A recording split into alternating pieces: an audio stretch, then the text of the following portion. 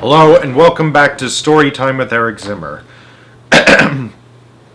Where we last left off in the BFG, the BFG was telling Sophie about how he catched dreams and would blow them in through the windows of people's houses into children's heads. Pretty weird, huh? But now he's gotten hungry, and we're about to see what the BFG eats. Because he doesn't eat humans, he eats something else. I wonder what it is. Alright. You ready? Alright, let's begin. Chapter 8. Snozcumbers.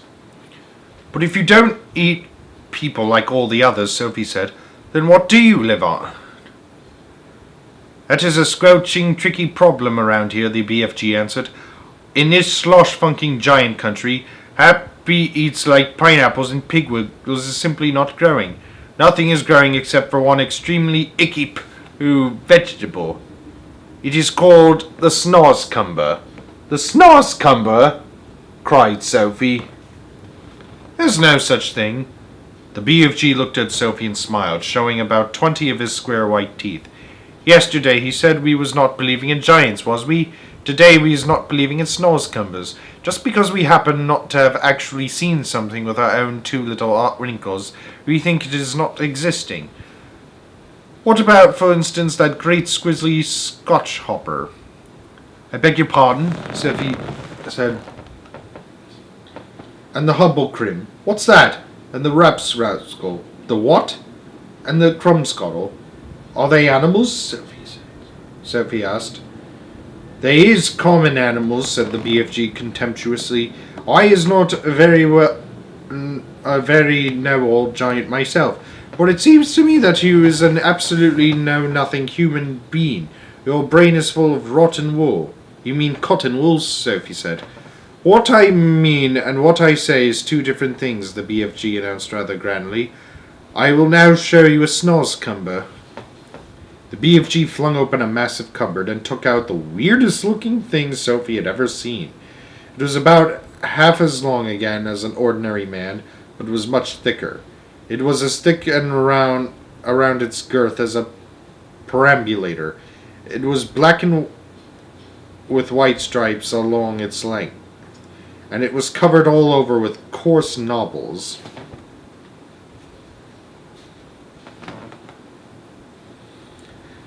Here is the repulsin snozcumber, cried the BFG, waving it about.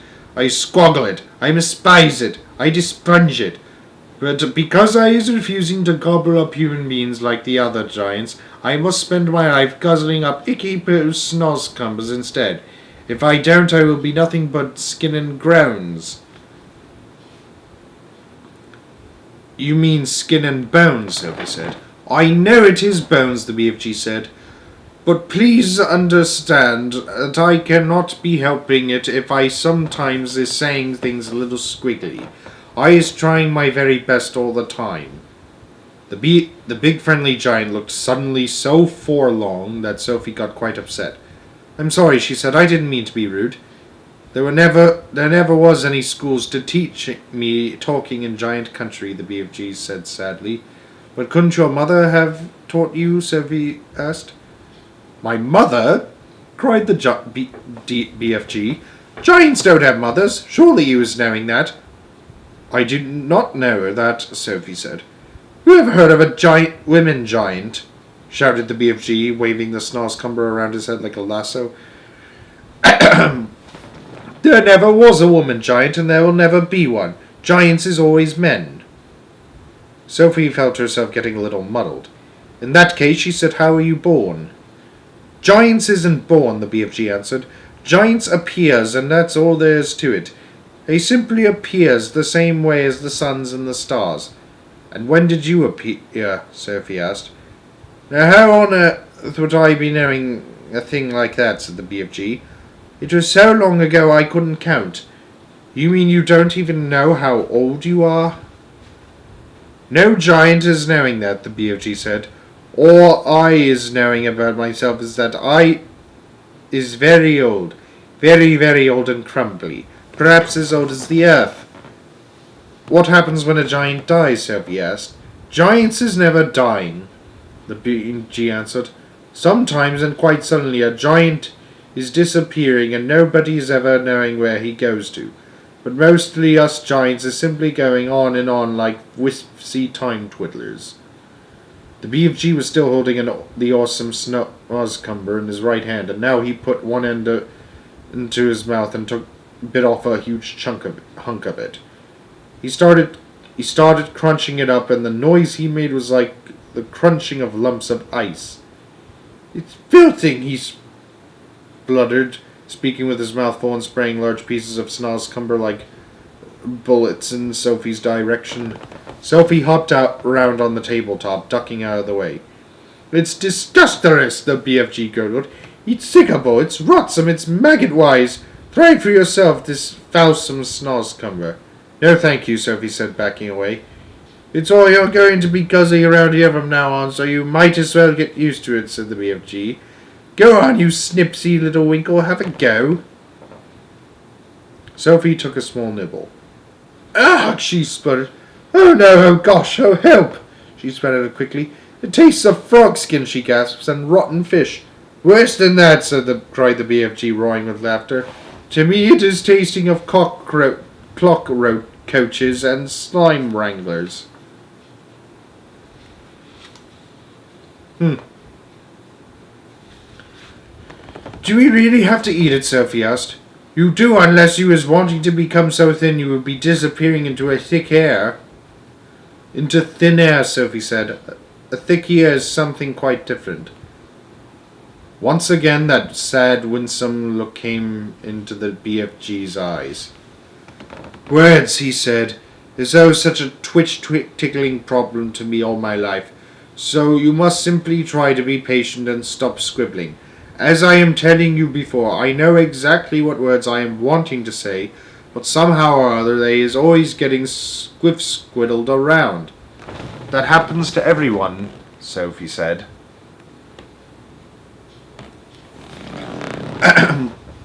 Not like it happens to me, the BFG said. I speaking the most terrible Wigglish. I think you speak beautifully, Sophie said. You do? Cried the BFG, suddenly brightening. You really do? Simply beautifully, Sophie repeated. Well, that is the nicest present anybody is ever giving me in my whole life, cried the BFG. Are you sure he was not twiddling my leg? Of course not, Sophie said. I just love the way you talk. How wondercrump, cried the BFG, still beaming. How whoopsie splunkers. How absolutely scriffling. I is all of a stutter. Listen, Sophie said. We don't have to eat Snozcumbers. In the fields around our village there are all sorts of lovely vegetables like cauliflowers and carrots. Why don't you go and get some the next time you go visiting? The BFG raised his great head proudly in the air. I is a very honourable giant. I would rather be chewing up some Snozcumbers than snitching things from other people. You stole me, Sophie said. I did not steal you very much, said the BFG, smiling gently. After all, you is only a tiny little girl.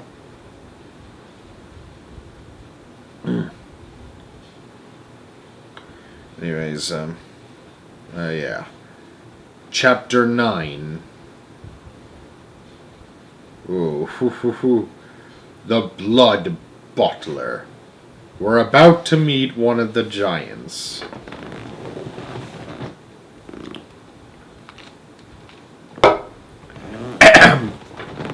Suddenly a tremendous thumping noise came from outside the cave entrance, and a voice like thunder shouted, Runt! Is you there, Runt? I is hearing you jabbling. Who is you jabbling to, Runt? Look out, cried the BFG, it's the Blood Bottler. But before he had finished speaking, the stone was rolled aside, and a 50-foot giant, more than twice as tall and wide as the BFG, came striding into the cave. He was naked except for a dirty little piece of cloth around his bottom. Sophie was on the tabletop. The enormous, partly eaten Snozcumber was lying near her. She ducked behind it. The creature came clumping into the cave and stood towering over the BFG. "Who was you jabbling to in here just now?" he boomed. "I is jabbling to myself," the BFG answered. "Fibbles fizz," shouted the bottler. "Bug swallop," he boomed. "You is talking to a human being. That's what I is thinking." "No, no," cried the BFG. "Yes, yes," boomed the blood bottler. "I is guessing you has snitched away a human being and brought it back to your bungo as a pet. So now I is winkling it out and guzzling it as extra snacks before my supper." Ugh. Oh my God, take a look at him.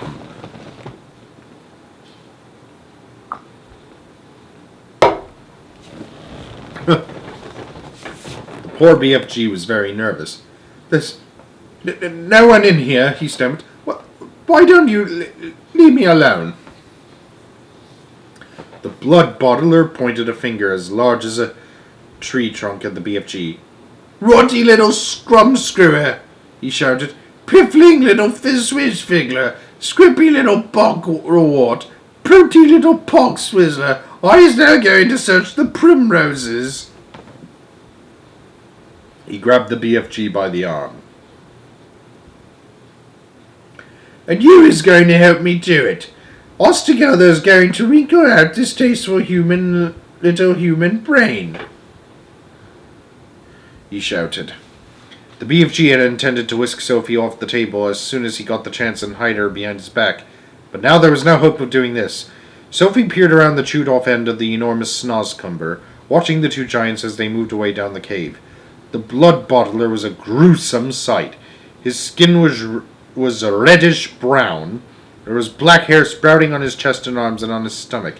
The hair on his head was long and dark and tangled. His foul face was round and squashy looking. The eyes were tiny black holes. The nose was small and flat, but the mouth was huge. It spread across the face almost ear to ear, and it had lips that were like two gigantic purple frankfurters lying on top of the other. Craggy yellow teeth stuck out between the two purple frankfurter lips, and rivers of spit ran down over the chin. Ugh. It was not in the least difficult to believe that this ghastly brute ate men, women, and children every night. The blood bottler, still holding the BFG by the arm, was examining the rows and rows of bottles. "You and your pibbling bottles," he shouted. "What is you putting in them?" "Nothing that would interest you," the BFG answered. "You is only interested in guzzling human beings, and you is dotty as a dog swoggler," cried the blood bottler. Soon the blood bottler would be coming back, Sophie told herself, and he was bound to search the tabletop. But she couldn't possibly jump off the table. It was 12 feet high. She'd break a leg. The snozzcumber, although it was as thick as a perambulator, was not going to hide her if the blood bottler picked it up. She examined the chewed-off end. It had large seeds in the middle, each one as big as a melon. They were embedded in soft, slimy stuff, taking care to stay out of sight. Sophie reached forward and scooped away half a dozen of these seeds. This left a hole in the middle of the snozzcumber, large enough for her to crouch in so long as she rolled herself up into a ball. She crawled into it. It was a wet and slimy hiding place. But what did that matter if it was going to save her from being eaten? The blood bottler and the BFG were coming back towards the table now. The BFG was nearly fainting with fear. Any moment, he was telling himself, Sophie would be discovered and eaten.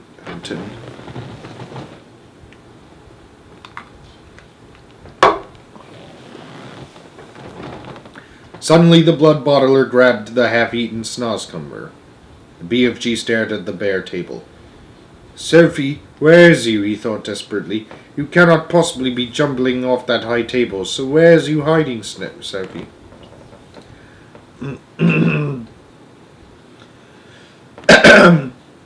So this is the filthy, rotsome clubber she was eating, boomed the blood bottler, holding up the partly eating snozzcumber. You must be cockles to be guzzling such rub squash. For a moment, the blood bottler seemed to have forgotten about his search for Sophie. The BFG decided to lead him further off the track. That is the scrumdiddlyumptious snozzcumber, he said. I is guzzling it gleefully every night and day. Is you never trying a snozzcumber, blood bottler? Human beans is juicier, the blood bottler said. You is talking rummy tot, the BFG said, growing braver by the second. He was thinking that if only he could get the blood bottler to take one bite of the repulsive vegetable, the sheer foulness of its flavor would send him bellowing out of the cave. I is happy to let you sample it, the BFG went on, but please, when you see how truly glumptious it is, do not be guzzling the whole thing. Leave me a little snitch for my supper. The blood bottler stared suspiciously with small piggy eyes at the snozzcumber. Sophie, crouching inside the chewed-off end, began to tremble all over. You is not switch-fiddling me, is you? Said the blood bottler. Never, cried the BFG passionately. Take a bite and I am positive you will be shouting out, oh, how scrumdiddlyumptious this Wonderveg is. The BFG could see the greedy blood bottler's mouth beginning to water more than ever at the prospect of extra food. Vegetables is very good for you, he went on. It is not wholesome always to be eating meaty things. Just this once, the blood bottler said, I is going to taste these rotsome eats of yours. But I is warning you that if it is feelsome, I is smashing your sludgy little head. He picked up the snozzcumber. He began raising it on its long journey to his mouth, some 50 feet up in the air. Sophie wanted to scream, Don't! But that would have been an even more certain death. Crouching among the slimy seeds, she felt herself being lifted up and up and up. Suddenly there was a crunch as the blood blotter bit a huge hunk off the end. Sophie saw his yellow teeth clamping together a few inches from her head. Then there was utter darkness. She was in the mouth. She caught a whiff of his evil-smelling breath. It stank of bad meat. She waited for the teeth to go crunch once more. She prayed that she would be killed quickly. Yeah! Roared the blood clotter. Yeah! And then he spat.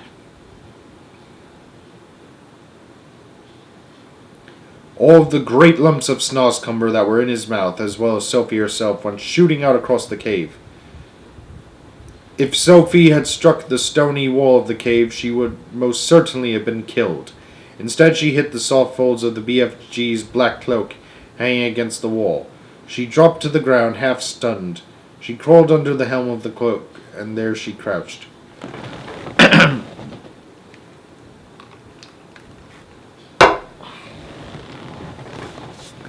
You little swine bugler, roared the bottler. You little pig swiller. He rushed at the BFG and smashed what was left of the snozzcumber over his head. Fragments of the filthy vegetable splashed all over the cave. You is not loving it? The BFG asked innocently. Loving it? Yelled the blood bottler. That is the most disgusting taste that is ever touching my teeth. You must be boggles to be swallowing sludge like that. Every night you could be galloping off happy as a hamburger and gobbling juicy human beans. Eating human beings is wrong and evil, the BFG said. It is guzzly and clumptuous, shouted the blood bottler, and tonight I is galloping off to Chile to swallow a few human chili beans. Is you wishing to know why I is choosing Chile? I is not wishing to know anything, as the BFG said, very dignified. I is choosing Chile, the blood bottler said, because I is fed up with the taste of Eskimos. It is important that I has plenty of cold eats in this scuttling hot weather, and the next coldest thing to an Eskimo is a chili bean. Human beans from Chile is very chilly. Makes sense. Horrible, the BFG said. You ought to be ashamed. All the giants is all saying they is wanting to get up off to England tonight to guzzle school chidlers. The blood bottler said. I is very fond of eating of English school chidlers. They has a nice inky booky flavour. Perhaps I'll change my mind and go to England with them. You is disgusting, the BFG said. And you is an insult to the giant peoples, shouted the blind bottler. You is not fit to be a giant. You is a squeaky little squiddler. You is a pibbling little pipsqueak. You is a cream puff nut. With that, the horrible, blood-bottling giant strode out of the cave. The BFG ran to the cave entrance and quickly rolled the stone back into place. Sophie, he whispered. Sophie, where's you, Sophie? Sophie emerged from under the helm of the black cloak. I'm here, she said. The BFG picked her up and held her tenderly in the palm of his hand. I'm so happy to be finding you all in one lump, he said. I was in his mouth, Sophie said. He was what? Cried the BFG. Sophie told him what had happened. There I was telling him to eat the filthsome snozzcumbler, and you was all the time inside it, the BFG cried. Not much fun, Sophie said.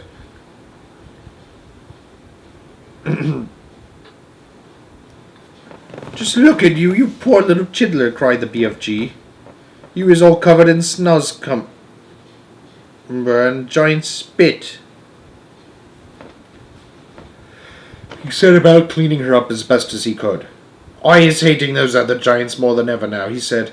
You know what I should like? What, Sophie said. I should like to find a way of disappearing them. Every single one. I'd be glad to help you, Sophie said. Let me see if I can't think up a way of doing it.